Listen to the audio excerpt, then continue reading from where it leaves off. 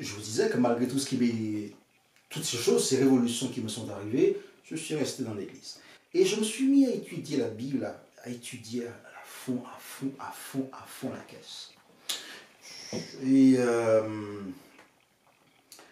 j'étais très engagé dans des mouvements associatifs, dans les quartiers difficiles, avec les étrangers en Guadeloupe, à la télé, à la radio. Je me suis trouvé engagé dans toutes sortes de mouvements sociaux. On voyait en moi comme un Dominicain qui réussissait en Guadeloupe, qui avait de l'avenir apparemment. On voulait m'impliquer dans toutes sortes de choses. Et je suis resté là. J'ai continué à étudier la Bible et j'ai découvert des choses qui m'ont fracassé. Concernant justement l'église dont j'étais si fier. Concernant l'église dont j'ai découvert des choses fracassantes qui m'ont brisé. Et j'ai dû prendre du temps pour les revoir, J'en ai parlé aux prêtres, aux différents prêtres, parce que j'en fréquentais beaucoup. Parce qu'on faisait beaucoup de choses ensemble. J'en ai parlé à des bonnes sœurs, j'en ai parlé à toutes sortes de... à mon prof de philo, qui était lui aussi très engagé dans la religion catholique. Pour chercher des réponses, aucune ne me satisfaisait. Mais je continue à aller à mon église. Où voulez-vous que j'aille? Chez les adventistes? Non.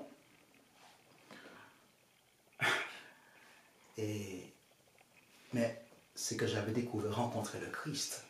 C'était ça la grande différence. J'avais rencontré le Père. J'avais rencontré l'Esprit. J'avais rencontré une vie autre. Une relation autre. Et je ne vivais désormais que par lui. Et toute ma vie se vivait à travers ce prisme-là. À travers le Christ. Je voulais être comme lui. Terminé, je voulais être comme lui, je voulais tout faire comme lui, je voulais qu'on me reconnaisse comme étant comme lui, c'est tout, terminé. C'est ça que je voulais. Et le Christ, c'est l'amour. Le Christ, c'est aider les gens. Le Christ, c'est écouter les gens. Le Christ, c'est créer des réconciliations. Je me suis retrouvé dans l'église catholique un dimanche matin.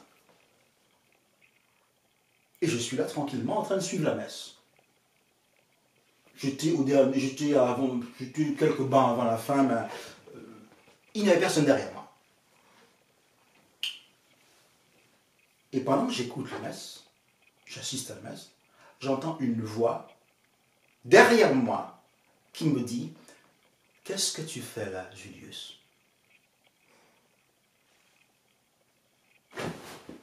Je me suis retourné, je savais qu'il n'y avait personne derrière moi, mais je me suis retourné et il n'y avait personne derrière moi. Bon, un peu déstabilisé quand même, je me retourne et je continue à assister. Et j'entends la voix la deuxième fois, comme vous m'entendez maintenant là, douce, hein, très douce. Qu'est-ce que tu fais là, Julius? Il n'avait pas eu besoin de me le dire 3 fois. J'ai compris. Parce que j'avais grandi, j'avais fait une expérience de rencontre avec le Christ. J'avais découvert le Christ tel que je ne l'avais jamais connu. Et puis, j'avais découvert des choses, des enseignements qui remettaient complètement en question tout ce que j'avais cru avant. Je me suis levé, je suis sorti de l'église et je ne suis plus revenu. Et je me suis dit, qu'est-ce que je vais faire maintenant? Eh bien, je me suis mis à étudier les enseignements de cette église adventiste. Et je me suis dit, mais je me retrouve, d'après ce que je découvre, j'ai essayé par différents moyens de sonder ces enseignements en relation avec la Bible pour voir ce qui tient, ce qui ne tient pas. Et finalement, quelques temps après, j'ai décidé d'aller rendre une visite. Et je me suis retrouvé là. Mais je me suis retrouvé là, parce que je ne vais plus à l'église catholique, je me suis retrouvé là avec ma mère et avec ce groupe-là que j'écoutais tous les vendredis soirs, chanter la chorale. Je me suis moi-même retrouvé là. Ça, c'était une révolution pour moi. De ne plus aller à l'église. Une révolution. De me retrouver là où j'avais maudit tous leurs dieux. Je me retrouvais là où je considérais comme une secte. Écoutez, comme la Bible dit, ne te vante pas du lendemain. Ne dis jamais, jamais car tu ne sais pas ce qu'un jour peut inventer. Il y a un proverbe créole, j'ai appris le créole guadeloupéen quand j'y étais, un proverbe créole qui dit « Ce que tu ne sais pas, ce que tu ignores, est plus grand que toi. Sois humble.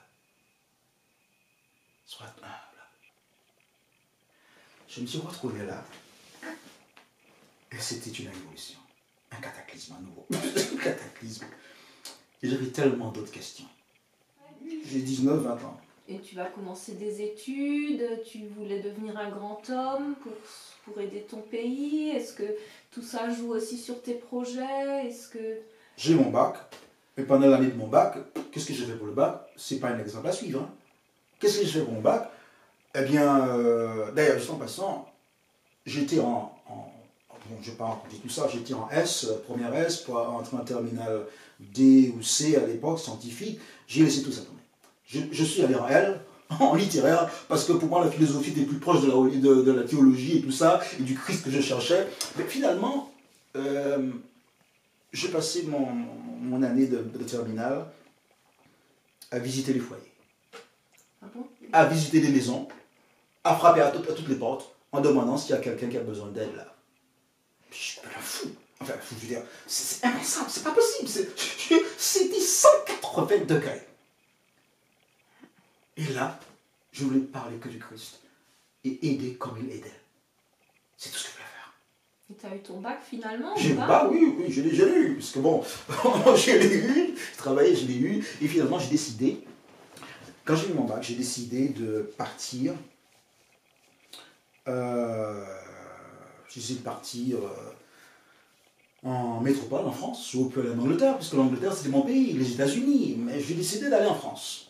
Métropole, mais pour faire des études de philosophie. Parce que je n'ai jamais abandonné mon projet. Philosophie, ensuite Sciences Po. Je voulais me donner les moyens pour obtenir quelque chose pour aider les êtres humains. Eh bien, j'ai loupé mon inscription. J'ai loupé mon inscription pour un certain nombre de raisons. J'ai loupé mon inscription et je me suis retrouvé en Guadeloupe après mon bac pendant une année. J'étais seul en Guadeloupe, ma mère, mon frère reparti à la Dominique.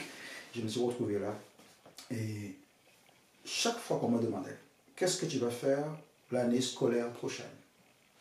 Puis je pars en France pour faire la philo, ensuite Sciences Po. Et j'entendais, et il faut dire que j'entends des voix à l'église et maintenant, une voix distinctement, comme je vous disais, qui me disait, tu feras théologie. Pas philosophie. Chaque fois qu'on m'a demandé pendant une année, qu'est-ce que tu vas faire en septembre prochain, puisque j'ai raté l'inscription de cette année-là, je disais philosophie. J'entendais cette voix systématiquement. Tu feras pasteur théologie. Mais ça, pasteur théologie, ça ne m'intéressait pas du tout. La théologie pouvait m'intéresser, bien sûr, mais pas pasteur. Moi, je voulais devenir philosophe. Moi, je voulais devenir politicien, Sciences Po. Moi, je voulais aider le monde, aider les gens. Et pasteur, ça ne m'intéressait pas du tout. Pour un certain nombre de raisons que je ne donnerai pas forcément. Premièrement, parce que ce n'était pas mon projet. Et puis, deuxièmement, il y avait des choses qui ne me plaisaient pas du tout là-dedans.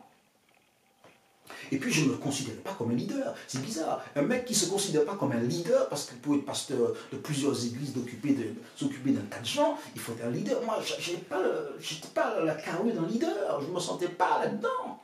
À la fin de l'année, septembre prochain, je devais prendre une décision. Je devais prendre une décision parce que j'avais la conviction certaine et nette que c'est Dieu qui me parle. Jésus dit, mes brebis connaissent ma voix et elles me suivent. Elles ne suivront pas un étranger. Je savais que c'est Dieu qui me parlait comme ça. C'est pas le diable qui me pousse à devenir pasteur. Et il manquait plus que ça. Mais au fond de moi, je reconnaissais la voix de Dieu. Mais j'ai résisté. J'ai dit pendant toute l'année, non, je ne te connais. Je disais à cette voix, non, non et non. Mais finalement, ce qui s'est passé, c'est que à la fin de l'année, je devais choisir entre suivre celui dont j'étais tombé amoureux, suivre ce que lui estimait être meilleur pour moi, ou suivre ce que moi j'estimais être meilleur pour moi. Et à la fin de l'année, j'ai capitulé. Je dis, je ferai ce que tu voudras. Mais, je n'ai pas d'argent. Je n'ai pas envie. mais je n'ai pas l'argent. Mais je reconnais que tu es mon directeur, mon ami, mon amant, mon père, ma mère, tout. Et je ferai ce que tu feras, ce que tu voudras. Il dit, j'ai pas d'argent, j'ai rien. Une année de théologie coûtait 30 000 francs à cette époque-là. Excusez du peu. Ou est-ce que je dis beaucoup, excusez du beaucoup. 30 000 francs. Je suis pas reparti à la Dominique pour saluer ma famille pour la dernière fois.